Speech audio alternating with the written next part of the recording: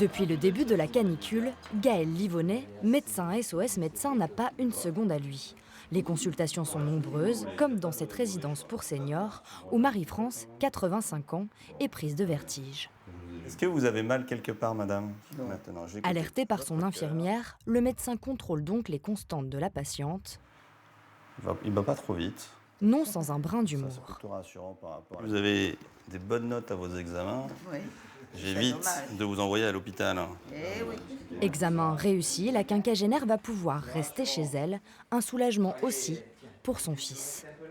Il y a des petits signes de déshydratation, pas sévères. Ça ne nécessite pas un traitement à l'hôpital, ça ne nécessite même pas de lui installer une perfusion et de l'entraver. Je pense que ma maman, elle est âgée, elle souffre effectivement de la chaleur.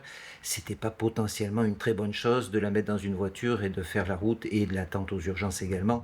Pour le médecin, la journée est loin d'être terminée. On a repéré là, depuis cette semaine une explosion de tout ce qui est directement imputable à la canicule. Alors, direction le centre de consultation où les appels ont doublé ces derniers jours. Ici, beaucoup de parents avec leurs enfants en bas âge, comme Isor, 6 mois à peine. Toi, t'as pas l'air déshydraté, c'est bien. Cette fois, pas de coup de chaud, mais une maladie virale, sûrement causée par la climatisation. Et même si les températures commencent à baisser, le médecin reste vigilant sur l'effet rebond. Là, on rentre dans la phase 2, celle où il va y avoir la décompensation des pathologies chroniques chez des personnes fragiles qui ont été usées par ces 5 jours. Autant de données que l'association va faire remonter au niveau national afin d'avoir des chiffres précis sur les retombées humaines de cet épisode de canicule inédit.